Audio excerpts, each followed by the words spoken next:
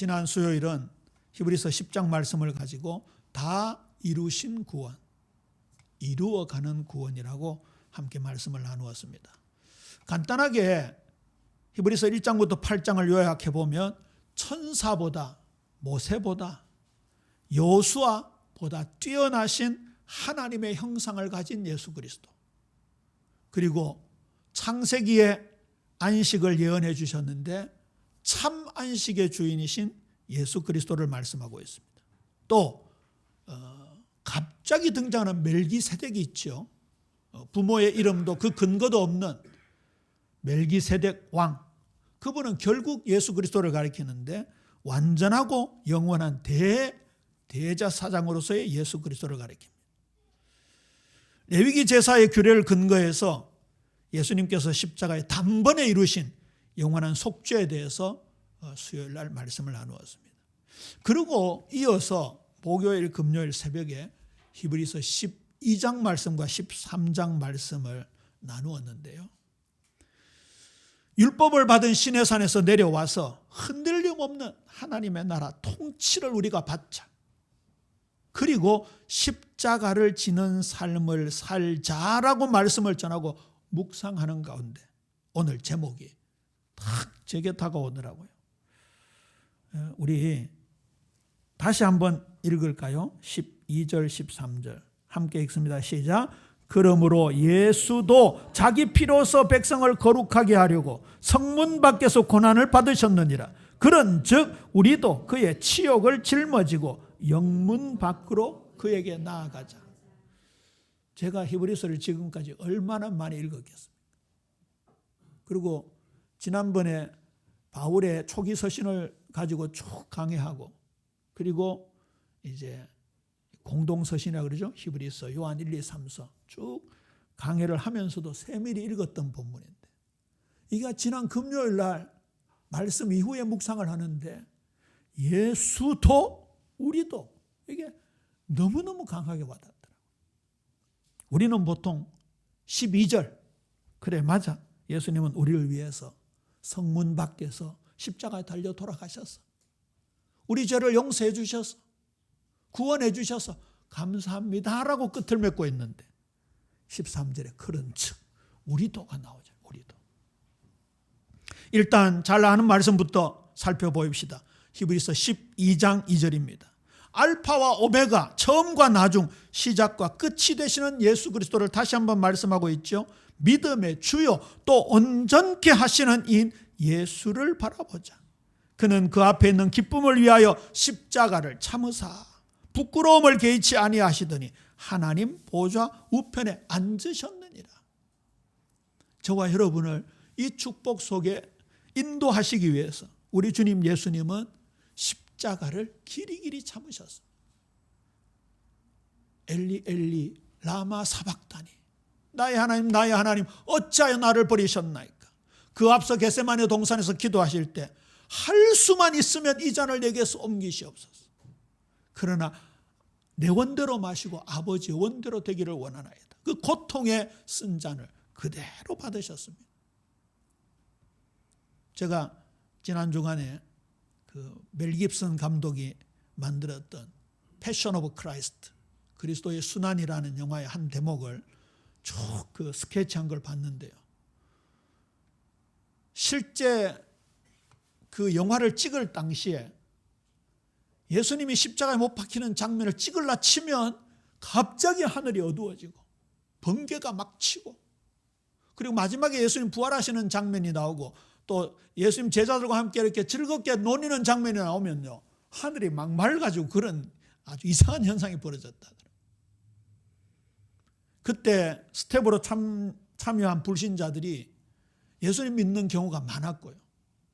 그리고 모든 제작자, 모든 스폰서들이 이 영화는 안 된다. 요새 무슨 기독교 영화냐. 그것도 이렇게 뒤틀어서 만든 기독교 영화가 아니고 완전 오리지널을 이렇게 만드는 거 안 된다 해서 그 멜 깁슨이라는 감독이 그동안 배우하면서 벌어놨던 모든 재산을 완전히 통틀어서 그렇게 영화를 만들었는데 세상 말로 대박 났잖아요. 100배 벌었다. 100배. 엄청난 그런 역사가 났다. 근데 그 밑에 그 댓글에 보니까 우리나라 아이들이 댓글 달았는데 그냥 불신자 친구를 그 영화관에 데려갔대요. 그런데 눈물을 펑펑 쏟으면서 그 힘으로 예수 믿었다는 그런 표현도 하더라. 거기에서 가장 선명하게 나왔던 장면이 예수님의 그 고난의 장면이잖아요.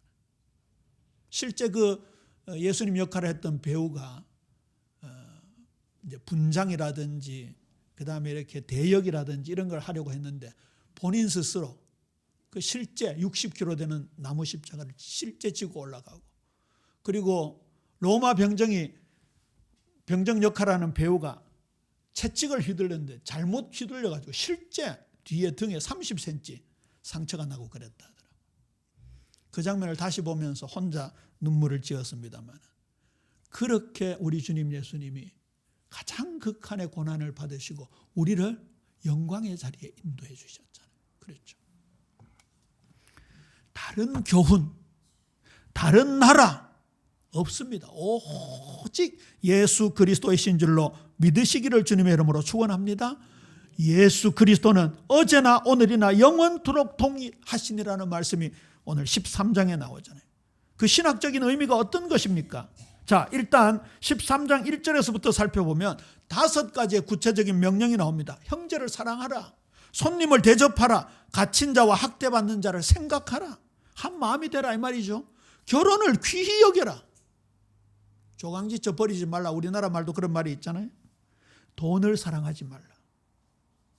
그러면서 신명기, 창세기, 여호수아 말씀을 인용하면서 내가 결코 떠나지도 버리지도 않겠다, 그렇게 말씀하고 있습니다.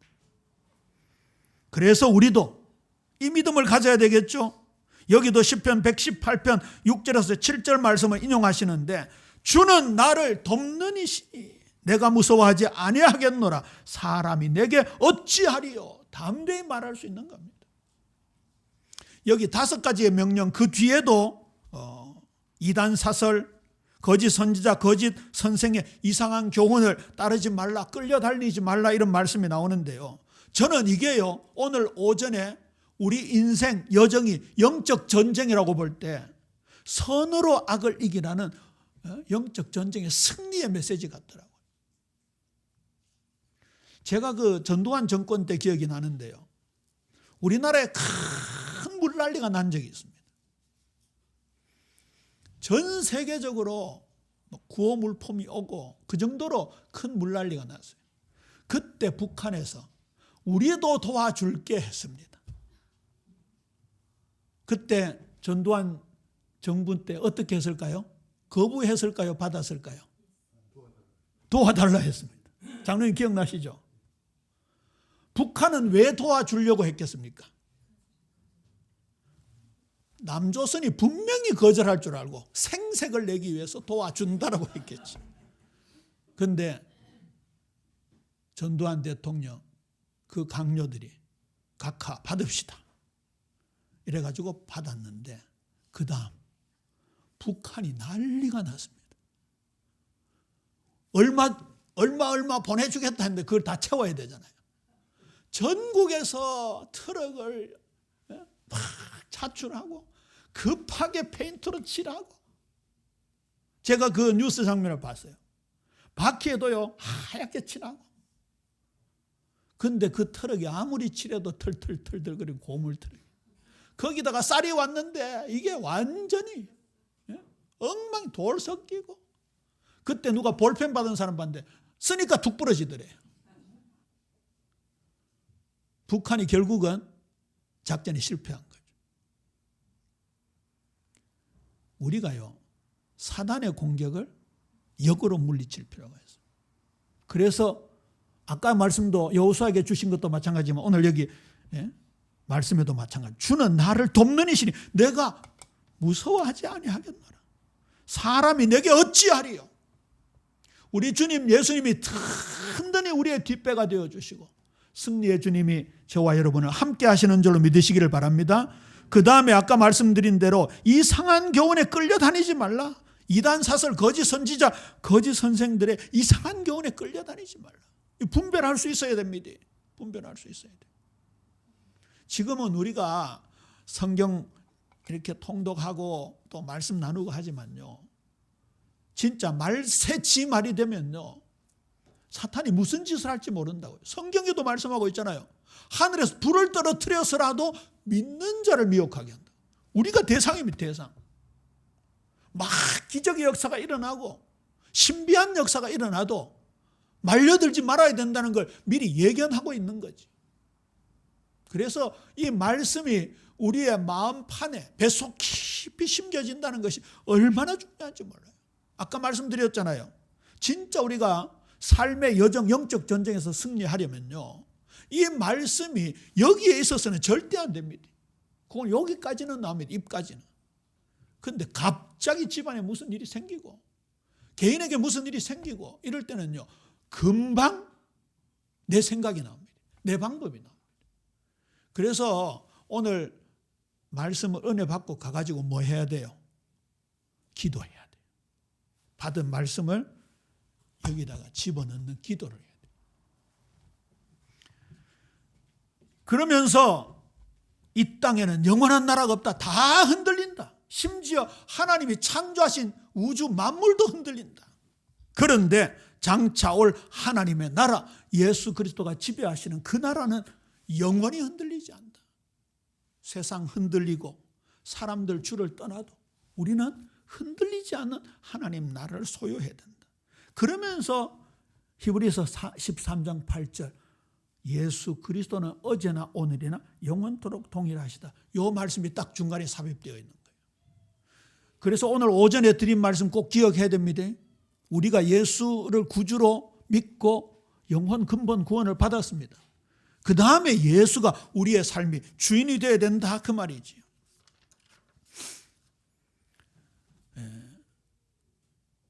아주 굉장히 뭐랄까요, 이 말씀이요, 굉장히 정교한 배열로 딱 구성이 되어 있죠.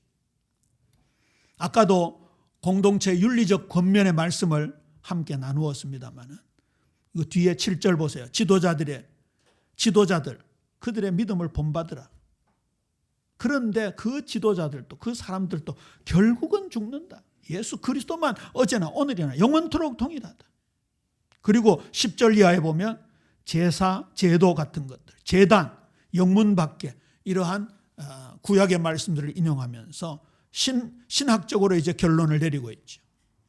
그래서 히브리서 13장 8절은 교리 사이에, 두 말씀 사이에 갑자기 튀어나온 말씀이 아니라 두 말씀을 연결하는 중심축이 되는 거지.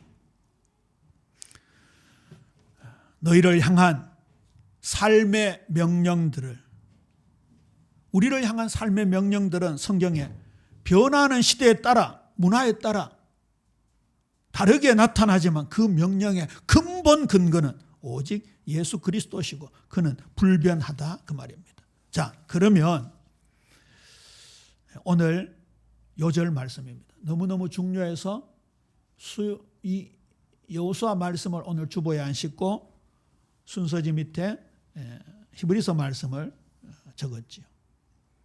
자, 이 히브리서 13장에 보면요, 삶의 열매를 통해 하나님께 영광을 돌리는 예배자가 되라는 것으로 끝을 맺고 있습니다.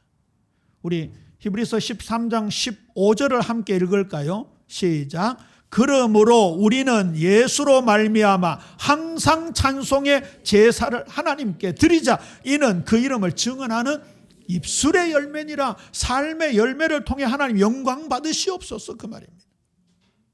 성령의 열매, 선한 열매가 하나님께 영광 돌리는 찬송의 제사, 예배다, 그 말이지.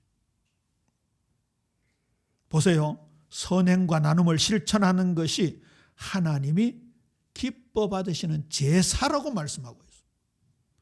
정의와 공의를 행하는 것을 하나님은 희생 짐승의 제사를 드리는 것보다 더 기뻐하신다 그러셨어요.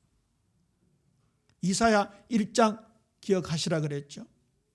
또 마침 지난주일 2부에 우리 박 목사님 통해서 우리의 삶을 통한 전도 그랬죠.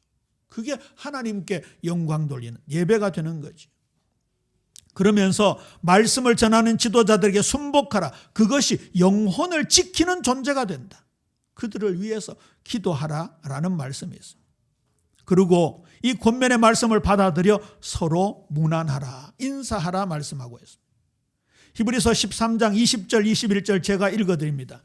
양들의 큰 목자이신 우리 주 예수를 영원한 언약의 피로 죽은 자 가운데서 이끌어내신 평강의 하나님이 모든 선한 일에 너희를 온전하게 하사 자기 뜻을 행하게 하시고 그 앞에 즐거운 것을 예수 그리스도로 말미암아 우리 가운데서 이루시기를 원하노라. 영광이 그에게 세세 무궁토로 있을지어다. 아멘. 우리 예비교회가 지향해야 될 마지막 고린 지점이 있다고 한다면 하나님께 오직 영광을 돌려야 하는 것이죠. 그렇기 때문에 근본 영혼 구원 받은 이후에 개인의 종말 또는 우리 시대에 예수님이 지상에 재림하는 그날이 온다면 그 남은 시간 동안 우리의 삶, 일단 이 말의 원천인 생각을 움직이는 마음, 그리고 행동. 우리 주일날 와서 예배 드리는 거 물론이고 돌아가서 말씀 통독하는 거, 그 말씀을 부여잡고 기도하는 거, 그리고 이 말씀이 흘러서 우리 가족들에게 전달되고 이웃에게 전달되고 우리 선생님들을 통해서 아이들에게 전달되는 모든 것을 통하여 하나님이 영광 받는데 완전 초점 맞추어지는 은혜가 있어야 될 줄로 믿습니까? 딱 레이저로 말하면요, 하나님 영광에 딱 향하여 가는 그 축복을 지금 말씀하고 있는 거예요. 히브리서 전체를 자세히 보세요. 아까도 말씀드렸지만 예수님이 영원하신 분이시다고 하면서 우리도 그렇게 말씀하고 있죠. 우리도.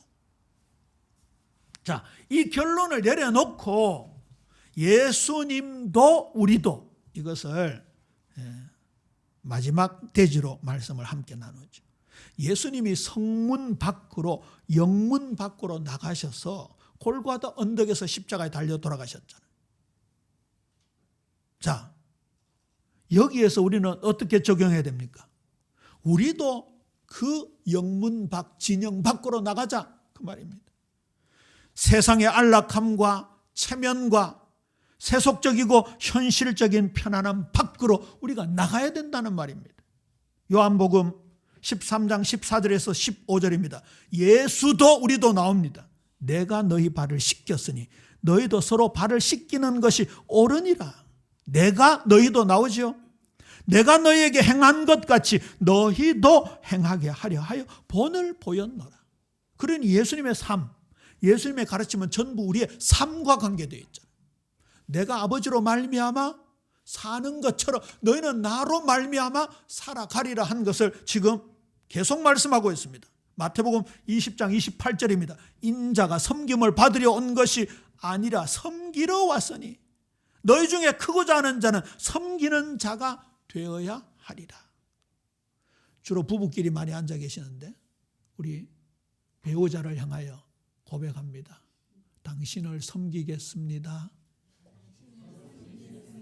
외면하지 말고. 조 집사님은 외면하시네. 머리까지 숙이. 예수님이 섬기셨으니까 우리도 섬겨야 돼요. 집에 가서 하십시오. 권사님 안 하시면 저한테 연락하십시오. 자, 한 번 더 고백할까요? 당신을 사랑하겠습니다. 옳지. 이게 예수님의 가르침이에요. 가까이 있는 아내를 사랑하지 않고, 가까이 있는 남편을 사랑하지 않고, 가까이 있는 가족을 사랑하지 않고 어떻게 나를 사랑한다고 할 수 있겠느냐? 주님 말씀하셨잖아요. 그렇죠. 가장 대표적인 그러므로 그런 즉 신앙생활입니다. 로마서 12장 1절.